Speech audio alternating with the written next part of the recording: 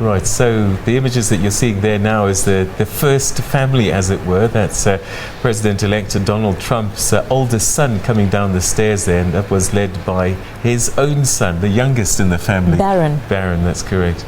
So these are President-elect Donald Trump's children and their families coming out. So we expect to see President-elect Donald Trump in just a few moments' time.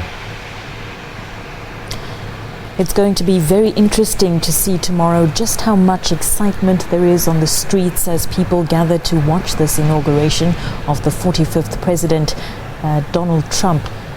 Lots of excitement when former President, I'm calling him former ahead of time, yes. Barack Obama took his oath of office. Yeah. Are we likely to see the same thing tomorrow? Well, I think as Sherman was saying, you know, people were observing that the streets seemed to be a little quieter than they were when President Obama was inaugurated. I mean, he was a historic figure, and yesterday saying goodbye in his humble way, in a conciliatory tone, as people have been describing.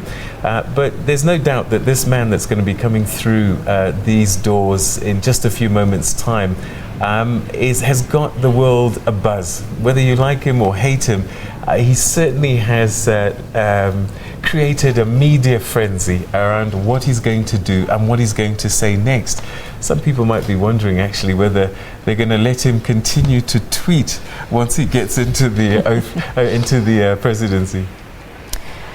Yes, he is a president-elect, and there is Donald Trump, the president-elect, walking down those stairs with his wife, Peter, is that Melania? Yes, Melania, the First Lady from tomorrow, Melania Trump. She's from Eastern Europe herself. She could never have imagined when she was growing up in her small little town, small village, that one day that she would be the First Lady in the United States. An interesting 4 years ahead, certainly, but this is the man of the moment, and tomorrow all eyes will be on Washington as this man takes the oath of office and becomes the 45th American president. If you're wondering how it's going to take place in terms of the handover with US President Obama and President-elect Trump, President Obama and Donald Trump will meet at the White House prior to the latter's inauguration, and the pair will ride with their wives to the inauguration from the White House. After the inauguration, Obama and his family will take one final flight on Air Force One to an as-of-yet announced destination, which is customary. But tonight there's going to be celebrations. There's a concert that's taking place, and we believe that President-elect Donald Trump will speak there, and that perhaps will be his last speech as an ordinary citizen, because from tomorrow he'll be citizen number one. There he is being escorted away, and the full presidential guard already in play. I can only imagine that his life is changing even as we speak.